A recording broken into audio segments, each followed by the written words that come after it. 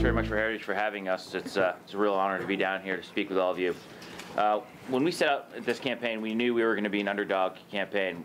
We knew the odds were stacked against us. As a Republican in Massachusetts, I'm used to being involved in campaigns that we just get clobbered. But we knew we had a great candidate with a great message who had a lot of passion, and he had the fire in his belly, and he was willing to go out and hit the road in his truck. So, and then, as you know, we did the money bomb. It was probably right after Christmas. We started to see an uptick on Twitter first with Twitter followers. And then, of course, web hits started to increase, online donations started to increase. Something was happening. And you know, I've learned from this campaign that Twitter is a gateway to bigger blogs, to other news outlets, to reporters. It starts on Twitter. Other people out there have big megaphones and can really echo and get that message out. We had a lot of enthusiastic, excited supporters, but that doesn't mean much if they don't come and vote and bring all their friends. As we know in the political world, the only poll that matters is the one taken on the election day. So we thought, look, there's so much more we can do. We were doing these targeted ads, but we knew there was more. So thus was born the voter bomb. And we thought, you know, we need to remind folks, do not vote alone. You're excited, you want Scott to win. It's not enough that you're doing all this volunteering activity when it comes to the day to vote. You need to be bringing people with you. You need to be calling. Take responsibility for your personal networks. So we set up the site, thevoterbomb.com. It's still live, so you can take a look at it and see kind of how we structured it.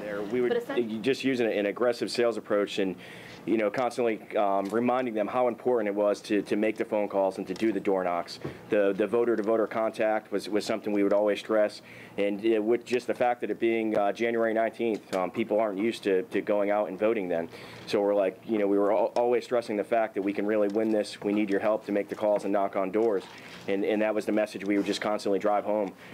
People would, you know, stop in the office. They'd say, hey, I'm going to go do a standout. And we would actually discourage that. We would say, you know, it's really kind of a waste of time. We need to contact as many voters as possible, so we need your help. And they started to come out.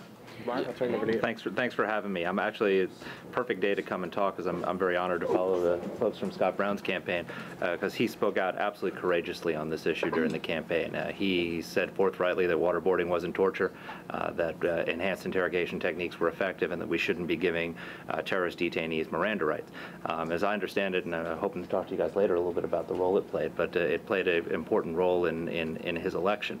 And I think what that indicates is that there's been growing discontent ever since Obama took office with the handling of terrorist detainees. I think people instinctively know that questioning that the CIA program to question al-Qaeda terrorists was effective and that it wasn't torture and that it was important. There was a Pew poll in April that showed that 71% of Americans support enhanced interrogation. So there's a strong public support for these programs. I think people instinctively know that that sending Khalid Sheikh Mohammed for trial in New York City is a bad idea. That closing Guantanamo is a bad idea. That sending terrorists from Guantanamo to Thompson, Illinois Correctional Facility is a bad idea. And sometimes it takes a single event to crystallize all of this angst for people. And that event came when we got our hands on a high-value terrorist who was supposed to be vaporized with that plane in Detroit. And by the grace of God, his bomb didn't go off, and we had him. And we questioned him for 50 minutes and told him he had the right to remain silent. I think for most Americans, that crystallized the danger that we're in right now. The reason I wrote this book, I wrote it as a warning. I wrote it for two reasons. One, because I got to know when I was in the Bush administration the actual interrogators who questioned Khalid Sheikh Mohammed and these other terrorists. I got to see the intelligence that they produced. And for 6 years, the left has had their way on this issue. They've been able to spread all sorts of lies and misstatements about it. And we on the inside who knew the facts couldn't respond, because if they said waterboarding is done this way, or it's done the same thing as was done in the Spanish Inquisition and by the Khmer Rouge and by Imperial Japan, I knew that wasn't true. But if I told you, I would also be telling Osama bin Laden how we interrogate terrorists, and that gives them a playbook for how to resist interrogation. So we were hamstrung in responding to all these critics, and so these perceptions sort of seeped into the culture, into the popular mind, and everyone started thinking that we were doing this. That we were basically had a bunch of Jack Bauers, turning thumbscrews on people and yelling, "Where's the nuclear bomb?" And that's not how it worked. Mike Hayden, when I interviewed him for the book, he explained to me he told me you have to think of intelligence like, it's like putting together a puzzle. And you've got thousands of pieces laid out on the table in front of you, and you've got to connect them. But you're not allowed to see the cover of the box. You're not allowed to see the picture in the cover of the box. And so you can get pieces of intelligence lots of ways. You can get a guy who comes, the father of a terrorist who comes into an embassy and tells you his son's become a radical. And you can get an intercept from a phone call that says that there's something brewing. But you can't connect the dots, connect the pieces, unless you know what the picture of the cover of the box is. How do you know what the picture of the cover of the box is? By capturing the Khalid Sheikh Mohammeds of the world who actually drew the picture on the cover of the box. So when you interrogate a Khalid Sheikh Mohammed, it's not that he's giving you more intelligence, more pieces of the puzzle. He's telling you how the pieces you already have fit together. And if you do not have that capability, you have no way of connecting the dots. And that's what everybody said we failed to do in the Christmas Day attack. And that's why it's so absolutely shocking that we would have this. Obama has gotten a lot of credit for predator strikes. Everybody cheers him for the predator strikes. Hold your applause for the predator strikes. I know it's like the one thing we all sort of seem to think we should praise him for, at least.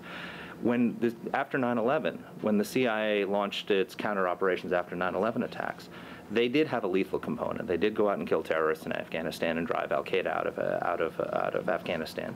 But we didn't target Khalid Sheikh Mohammed with a predator, because a dead terrorist can't tell you his plans for new attacks. We worked with intelligence agencies in Pakistan and Jordan and other places to capture these people alive and bring them in for interrogation. And so they could tell us what the picture on the cover of the box looks like. Today, we are targeting these people with predators, which is, sometimes a predator strike is good because you have perishable intelligence, you can't get them, it's either kill them or lose them. They might be in a remote region where you can't send a special operations team, but we're doing this at the expense of capturing them alive and interrogating them. So this is, to use Andy McCarthy's term, willful blindness. We are in danger of not connecting the dots. Just a word, I'll say one more word about the interrogation process, and then maybe we can take some questions. But you've undoubtedly heard the argument that and waterboarding is torture, that it doesn't work because people will tell you anything in order to get the techniques to stop. First of all, the techniques are not that severe, and I describe them in the book in great detail. Second of all, that's not how it works. It's not Jack Bauer with the cigar cutter in the guy's finger waiting for, where's the biological weapon. An interesting thing that the interrogators told me, we don't use enhanced interrogation to get intelligence. We use it to get the terrorists to cooperate. When Khalid Sheikh Mohammed was brought into CIA custody, they asked him for his plans for new attacks, and he said, "Soon you'll find out," meaning that when it happens. And he was put through CIA, through the enhanced interrogation techniques, and afterwards he was running a college lecture course on al-Qaeda. He had a blackboard with chalk, and he would draw schematics of how al-Qaeda communicated, how it was structured, how they chose their operatives, how bin Laden communicated with his lieutenants. Half of what we knew about al-Qaeda, and in addition to the specific plots that I've described to you, half of the information we had on al-Qaeda came from the interrogation of KSM and other detainees. Why did he talk after waterboarding but not before? We found out that the key to the entire interrogation program we learned from the first detainee who was waterboarded, Abu Zubaydah. Zubaydah, after he was waterboarded, thanked his interrogators for waterboarding him and said, "You must do this for all the brothers." Now, why would a terrorist thank us for waterboarding him? He explained to us that it lifted a moral burden from his shoulders, the burden to resist. That the jihadi philosophy, he explained, is that Allah is going to prevail no matter what he says or does, because we are infidels, and Allah will prevail in the end. It's predestined. So his responsibility to Allah is to resist as far as he can, and then once he has reached his limit, he's free to spill his guts. And that's how the high-value al-Qaeda terrorists think. So if you know that, what do you do if you're the CIA? You develop a set of techniques that will not cross the line into torture, that don't cause severe physical, mental pain and suffering, that don't harm the detainee in any way, but give him something to resist, so that he feels he's done his duty to Allah, and once he does that, he makes a decision to cooperate, and then the techniques stop. The techniques, most people have the impression that Khalid Sheikh Mohammed was being waterboarded every day for 3 years in the CIA prison. The enhanced interrogation techniques lasted a couple of days. In the case of KSM, 15 days. He's a very harsh, strong-willed resistor. He had actually figured out how long you could waterboard him. When they waterboarded him, he would sit there and count with his fingers because he had figured out that we had time limits on how long we did it. But he resisted, and then once he had reached his limit and felt he had done his duty, he spilled his guts, and he didn't stop talking for 3 years. He was, by the CIA's definition, the most prolific detainee they had. And without the information he had given us, we would have had another 9/11. And then as they did these techniques, they would ask them questions they already knew the answers to. This is the whole thing about how, they'll tell you anything you want to know. They would ask them questions they knew the answers to judge when they had stopped lying and when they started cooperating. And then once they just began cooperating, it all stopped. And it was Subway sandwiches and Snickers bars and tell me about your plans to attack the United States. And they told us. And I would argue that this is probably the single most important, successful intelligence program, certainly in the war on terror and possibly in the history of the CIA, and we've eliminated it. And we're not getting the picture on the cover of the box anymore. And so the reason we were almost hit on Christmas Day is because we don't have the picture on the cover of the box.